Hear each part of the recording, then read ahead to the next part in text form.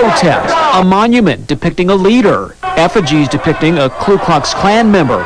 This over former San Diego Mayor and Governor Pete Wilson. He represents dividing, racism, hate. They are for illegal immigration and for amnesty, and I am not. Good evening, everybody, and thank you so much for joining us. I'm Artie Ojeda. Back in the 70s and 80s, former Mayor and California Governor Pete Wilson had a vision, the grand development of downtown San Diego. Well, he probably never visualized what would happen today. Loud protest and a strong police presence as a statue of Wilson is unveiled outside of Horton Plaza. Chris Chan is here with more. Already local congressmen, mayors, and others greeted Wilson with applause. They were on hand to see the new statue recognizing Wilson's work in developing downtown San Diego while he was mayor. But protesters yelled and chanted throughout the ceremony, voicing their opposition to the monument and the man.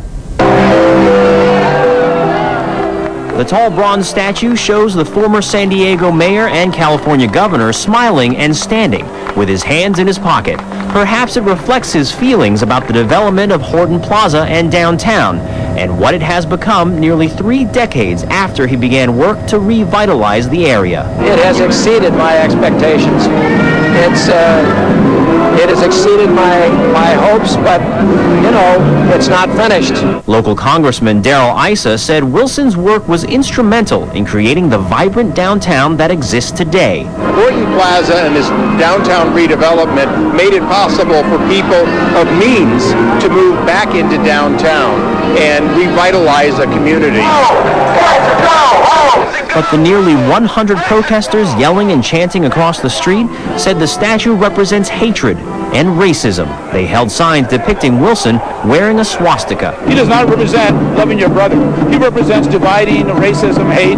We don't want to see him here in downtown San Diego. The majority of the protesters were Hispanic and opposed Wilson's 1994 stance on Proposition 187, which would have denied services to illegal immigrants. One man even called for an end to the new statue. It would be a crowning glory for San Diego to tear down this statue. Wilson responded to the protest by describing their differences. They are for illegal immigration and for amnesty, and I am not. Supporters of the $200,000 monument stressed that it was funded by private donors and sits on private property.